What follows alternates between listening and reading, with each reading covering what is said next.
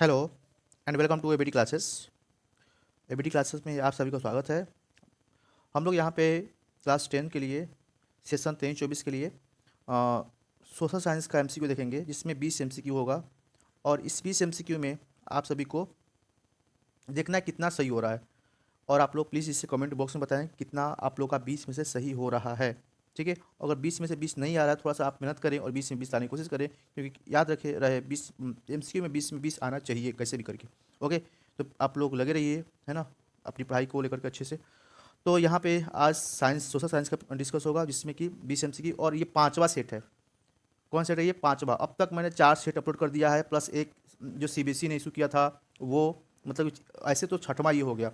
ठीक है, और हमने फुल लेंथ भी एक डिस्कस किया हुआ है, जिसमें कि लॉन्ग आंसर, शॉर्ट आंसर सब कुछ उसमें है। ठीक है ना। और इसमें मैं लास्ट में आपको शॉर्ट आंसर, लॉन्ग आंसर भी दिखाऊंगा, इसमें क्वेश्चन दिखाऊंगा। ठीक है ना, आंसर आप लोग खुद से करना होगा, बट यहाँ पे एमसीक्यू का हम लोग क्वेश्चन डिस्कस करेंगे। ठीक है, चलते पहले क्वेश्चन की ओर। आज का पहला क्वेश्चन है, in which of the following places French army were welcome as harbinger of liberty. तो option A B C D दिया हुआ है, 1 2 3 4 चेक कर लेना है कौन सा होगा इसमें। तो यहाँ पर देखो, हार्बिंगर ऑफ लिबर्टी में ये ब्रुसेल्स, मिलन, वॉर्सो, मैन सब कुछ आता है। ठीक है ना। तो ऑप्शन नंबर डी बिल्कुल सही है इसका। ऑप्शन नंबर बी सही है इसका आंसर। ऑप्शन नंबर डी बिल्कुल सही है। ठीक है, चलते हैं अगले क्वेश्चन की ओर। क्वेश्चन नंबर सेकेंड है,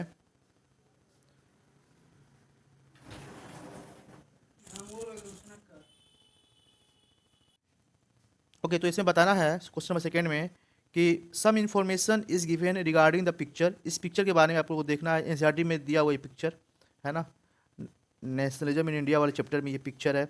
आप लोग बताना है कि ये किस चीज़ को शो कर रहा है। It was a peaceful demonstration which turn into a violent clash with police. याद आया, पुलिस के साथ वियोलेंस हो गया था। Due to this incident Gandhi ji had called off non cooperation. इसी कारण गांधी जी ने नॉन कॉपरेशन को वापस ले लिया। It happen at Chauri Chaura Gorakhpur. तो ये चौरी चौरा है क्या? It took place at Kanpur in December 1923। ये दिसंबर 1923 में हुआ था। तो कौन सा ऑप्शन सही है ये बताना है। ओके, तो देखो भाई, सही बात है, ये चौरी चौरा हुआ था, है ना। कब हुआ चौरी चौरा? 5 फरवरी 1922 को, है ना, 5 फरवरी 1922 को। ठीक है ना, 5 फरवरी 1922 को हुआ था ये चौरी चौरा मूवमेंट। ये सही में पीसफुल डेमोन्स्ट्रेशन हो रहा था। ठीक है, बट यहाँ पे वियोलेंट हो गया था, है ना। और यहाँ पे लोगों ने क्या किया कि पुलिस वगैरह की जो कैंप वगैरह था सब जला दिया था, है ना। थाने वगैरह में लोगों ने आग लगा दिया था, और बहुत सारे पुलिस ऑफिसर मारे गए थे वहाँ पर, है ना। तो ये वियोलेंट हो गया था, और वियोलेंट होने के कारण क्या हुआ कि गांधी जी ने जो नॉन कॉपरेशन मूवमेंट चल रहा था उसको वापस ले लिया। ठीक है ना, क्या कर लिया उन्होंने? वाटर अप उसे वापस ले लिया। और ये चौरी चौरा गोरखपुर में है। ये टुक प्लेस कानपुर। ये गलत, ये कानपुर में थोड़ी था, ये तो गोरखपुर लिखा हुआ है, तो फिर कानपुर कहाँ से आ गया?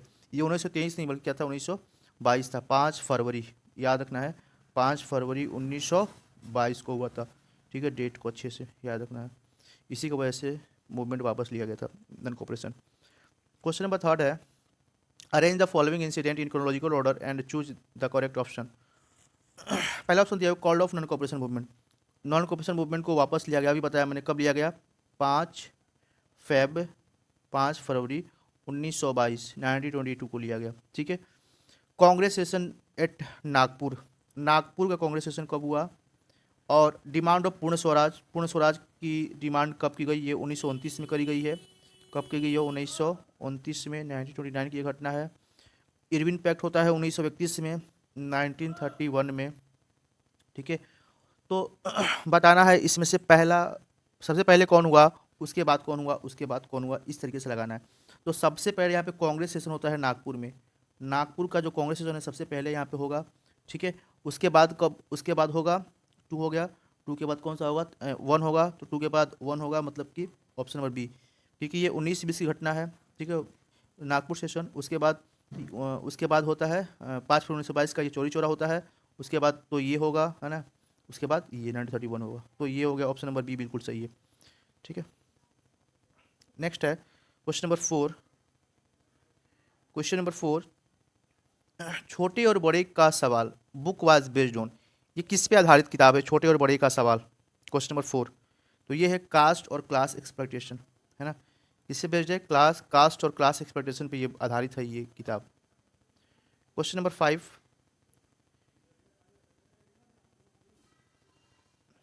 कह रहा है the given below there are two statement, assertion reason बताना है। Human beings are also component of resource, human being भी एक कंपोनेंट है रिसोर्स का, हाँ, तो कंपोनेंट है रिसोर्स का, है ना। क्या हम लोग रिसोर्स हैं बताना है, यस यू नो, हाँ भाई रिसोर्स है ना। ह्यूमन रिसोर्स आप लोगों ने पढ़ा होगा ना, तो हम लोग भी रिसोर्स हैं। रिसोर्स आर फ्री गिफ्ट होने, ये रिसोर्स फ्री गिफ्ट नहीं है भाई, ये फ्री गिफ्ट नहीं है ना। तो ये रीजन गलत दिया हुआ है, तो मतलब रीजन गलत होते ही हम लोग आते हैं सी पे, ठीक है, option number C. Question number 6, select the incorrect match, कौन सा गलत है उसको, है ना, उसको बताना है।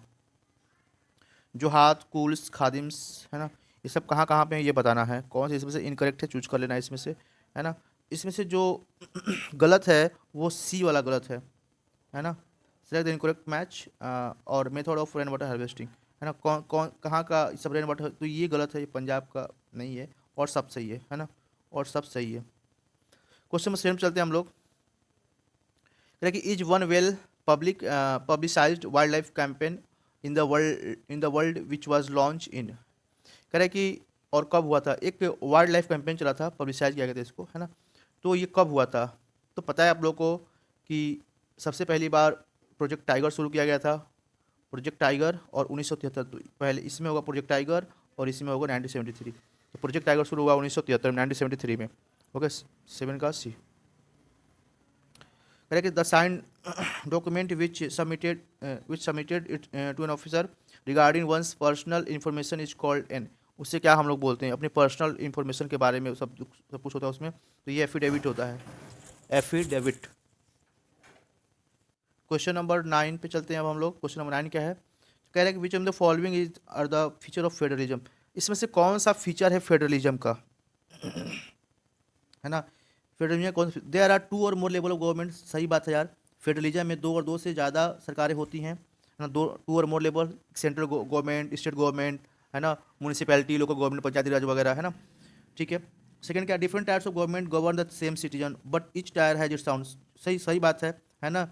तो सेम सिटीजन को ही गवर्न करते हैं, सेंट्रल गवर्नमेंट भी हमारे यहाँ है, सबको देखती है, राज्य सरकार सबको देखती है, जो पंचायती सिस्टम होता है वो भी सबको देखती है, तो सेम ही लोगों को अलग अलग सरकारें देख रही हैं, तो ये भी सही है, सेकंड भी सही है, 1 भी सही हो गया, 2 भी सही हो गया। ठीक देखते हैं, जो section of respective level government and note specify, ये नोट गलत दिया, ये स्पेसिफाई है, नोट स्पेसिफाई, संविधान सब कुछ बताया गया इसके बारे में, तो ये गलत दिया हुआ स्टेटमेंट, थर्ड वाला गलत है।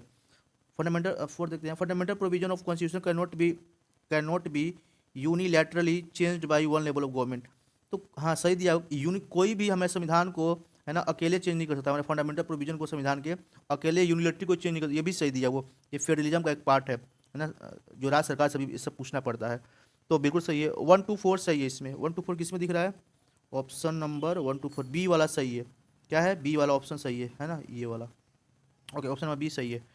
चलते हैं 10 पे, क्वेश्चन नंबर आप लोग भी देखो अच्छे से, ध्यानपूर्वक देखो कितने सही हो रहे हैं, है ना। विच of the following statement is correct about national development, इसमें से कौन सा सही है नेशनल डेवलपमेंट के बारे में, है ना। पढ़ते हैं क्वेश्चन 1 2 3 4 4 में दिए हुए हैं, और कौन सा सही है ये देखना है। National development refer to ability of nation improve standard of living of its citizen, सही बात है। नेशनल डेवलपमेंट मतलब होता है कि आपके देश के लोगों का स्टैंडर्ड बढ़ रहा है, रहने का जो स्टैंडर्ड है, अच्छे खा रहे हैं, अच्छे पहन रहे हैं, अच्छे स्कूल में पढ़ रहे हैं, इलेक्ट्रिसिटी अच्छी है, तो ये क्या स्टैंडर्ड है, लिविंग स्टैंडर्ड बोलते हैं इसको, तो सही है, पहला स्टेटमेंट बिल्कुल सही है, ये सही हो गया, ठीक है। Standard of living citizen depend upon the only नहीं होता भाई, केवल लिटरेसी, केवल पढ़ के क्या करूँ, खाने को मिलेगा ही नहीं, तो है ना, खाने को नहीं मिलेगा, खाली पढ़ लोगे तो उससे कुछ नहीं होगा, ठीक है, ओनली पे नहीं काम चलता है, ये गलत है, ठीक है। ओके, ये तो गलत हो गया सेकेंड। थर्ड देखते हैं, it is not always true that country with higher income are more develop than with less income, ये सही दिया हुआ है। फोर्थ देखते हैं, per capita income criteria takes into account only the economic except of life, per capita income criteria takes into account only the economic, ये सही दिया हुआ है, ठीक है, 4 भी सही दिया हुआ है, ठीक है। तो मतलब कौन सा 1 3 और 4, तो 1 3 4 किस में आ रहा है, तो बी, स्टेटमेंट नंबर बी सही है ना। चलो आते हैं क्वेश्चन नंबर 11 पे। क्वेश्चन नंबर 11 है, which of the following is true reaction to the language policy follow in India, है ना। ऑप्शन नंबर ए देखते हैं, लैंग्वेज पॉलिसी के बारे में बताना है इसमें कौन सा इसमें से सही है। Language based state have divided by making everyone conscious of our language. तो ये गलत है, पहला सही नहीं दिया हुआ है ना। The policy accommodation has strengthen national unity, तो ये सही दिया हुआ है। पॉलिसी जो है ये क्या करता है, एकोमोडेट करता है ना, स्ट्रेंथ करता है पूरे नेशनल यूनिटी को बनाने में। तो बी वाला सही है, ठीक है। ओके 12 पे चलते हैं। Gender in social expectation and stereotype refer to, तो ये बताना किसको रेफर करता है ये, gender in social expectation and stereotype refer to. पहला है biological differences between man and women, biological differences को बताता है जेंडर, तो सही बात है, नहीं ये गलत है ना, biological differences between man and women. Unequal, क्या, एक minute, okay, unequal role organize by society to man and women, है ना। तो यही है एक्सपेक्टेशन, जेंडर, है ना। जेंडर का एक्सपेक्टेशन क्या होता था स्टीरियोटाइप सोसाइटी में, स्टीरियोटाइप मतलब रूढ़िवादी जो सोसाइटी होती है उसमें क्या होता है ना, एक समान व्यवहार नहीं होता है ना, मैन वुमेन में एक अनइक्वल होता है। तो ये सही है बी वाला। थर्ड चलते, which among the following election is non party based, इसमें से कौन सा नॉन पार्टी बेस्ड इलेक्शन होता है, लोकसभा इलेक्शन, विधानसभा इलेक्शन, पंचायत इलेक्शन या फिर राज्यसभा इलेक्शन। तो कौन सा होता है, तो ये बताना है। तो पंचायत इलेक्शन, पंचायत में कोई पार्टी नहीं होती, पंचायत सिस्टम में कोई पार्टी नहीं होती, एक इंडिविजुअल व्यक्ति खड़ा होता है अपने, है ना, पंचायत से और वो जीतता है। ओके क्वेश्चन नंबर 14 देखते हैं अब।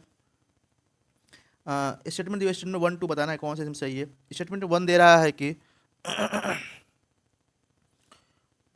कह रहे कि democracy stand much superior to any other form of government in promoting dignity in, बहुत सही दिया हुआ है, इसमें तो कोई काटने वाली बात ही नहीं है। Statement 2, democracy are based on political equality, ये सही है। All individual have equal, okay okay okay, मतलब दोनों ही सही दिया हुआ है, दोनों किस में लिखा होगा, statement 1-2 correct but statement 2 is incorrect, पहला नहीं होगा। स्टेटमेंट 1 इज इनकरेक्ट, गलत है। सी देखो बहुत, स्टेटमेंट 1 एंड 2 आर इनकरेक्ट, नहीं, डी मतलब दोनों सही है, डी वाले उसमें, है ना, डी सही है। क्वेश्चन नंबर 15 पे आओ, fill in the blanks with appropriate option, इसमें से कौन सा सही ऑप्शन है, चुनाव करना है ऑप्शन का, ए बी सी डी में से 15 का। ओके तो कह रहे हैं कि do not want to work, underemployment occurs when, underemployment तब होता है जब, है ना, ए व्हेन पीपल, जब लोग, do not want to work, काम करना नहीं चाहते, ए दिया हुआ है do not want to work. B दिया हुआ है are working in a lazy manner, जब ये लोग लेजी मैनर में काम करते हैं, बी दिया हुआ है। सी दिया हुआ है are working less than what they are capable of doing, है ना। तो इसमें से कौन सा सही होगा ये बताना है ना। इसमें से कौन सही होगा, ऑप्शन नंबर सी बिल्कुल सही है, are working less than they are capable of doing. 16 देखो भाई, question number 16, okay, which form of power sharing is most commonly refer to as federalism, किस प्रकार का पावर शेयरिंग, है ना, ज़्यादातर ये रेफर करता है फेडरलिज्म को, ज़्यादातर ये फेडरलिज्म को रेफर करता है। A B C D option दिया हुआ है 16 का, क्या होगा देखो, horizontal division power among different, नहीं हॉरिजॉन्टल डिवीजन नहीं, गलत दिया हुआ है। Vertical division among the different social, नहीं, है ना, ये division of power between central, हाँ ये was, okay good, option number C, ठीक है, ऑप्शन नंबर सी सही है। ओके 17वां क्वेश्चन देखो, सेल्फ हेल्प ग्रुप के बारे में पूछ रहा है, help borrows, S H G help borrow, borrowers, borrower की क्या हेल्प करता है, टू गेट टाइमली लोन, क्या होगा 17 का, to get loan at reasonable rate, कम दाम पे रेट मिल जाएगा पैसा, ठीक है, समय से मिल जाएगा पैसा, सही है। By providing platform to discuss and act on variety of social issue, सही है, मतलब ऑल ऑफ दिस 17 का डी सब सही है भाई, है ना। अभी जो following is an informal source of credit, इसमें इनफॉर्मल सोर्स ऑफ क्रेडिट क्या है ये बताना है, traders, moneylenders, cooperative society, both A and C. तो कौन सा सही होगा, तो both A and C is सही, है ना, ट्रेडर्स और कोऑपरेटिव सोसाइटीज, है ना, सॉरी ट्रेडर्स और ये मनी लेंडर्स सोसाइटी नहीं। 19 का देखो, the past 2 decades of globalization has been rapid movement in, है ना, पास्ट 2 डिकेड्स में काफ़ी रैपिड ग्लोबलाइजेशन हुआ है ना, किसके वजह से हुआ है ये पूछ रहा है। एबीसीडी दिया हुआ है, the past 2 decades globalization has been rapid movement in, किस किस चीज़ों में रैपिड मूवमेंट हुआ है ग्लोबलाइजेशन का, तो ये बताना है, ठीक है। तो गुड सर्विस, पहला है good service and people between countries, B दिया हुआ good service and investment between countries, C दिया हुआ goods investment people between countries, good property technology between country. तो इसमें goods service, okay, goods and service और investment between the country ये हुआ है ना, कुछ सालों में। नेक्स्ट है क्वेश्चन नंबर 20 और ये लास्ट क्वेश्चन है। उसके बाद मैं आप लोग को शॉर्ट और लॉन्ग आंसर सभी दिखाने वाला हूँ। आप लोग उसको देखिए कौन सा क्वेश्चन आ रहा है कौन सा नहीं आ रहा है। जो नहीं आ रहा है आप जाकर अपने टेक्स्ट बुक में पढ़ें उसको। ओके, यहाँ पर दिखा रहा है what percentage of India's people are engage in primary sector 1977। 1977-78 का दिखा रहा है सीन और ये 2017-18 का। तो इसमें करेंगे प्राइमरी सेक्टर में कितने लोग इन्वॉल्व है, कितने परसेंट लोग इन्वॉल्व है। आप लोग इसमें से देख सकते हो कितने लोग इन्वॉल्व है ना प्राइमरी सेक्टर में। तो ये दिख रहा है 1977-78 का, ये दिख रहा है 71% लिखा हुआ है। तो 71% सिंपल सा आंसर है यार। तो 71% हो गया, करना क्या है, हो गया ना। देखो ये प्राइमरी सेकेंडरी और टर्सरी, ठीक है, समझ में आ गया। तो प्राइमरी सेक्टर 71%। ओके, मैं अब शो कर रहा हूँ आप लोगों को क्वेश्चन, आप लोग देखो ध्यान से।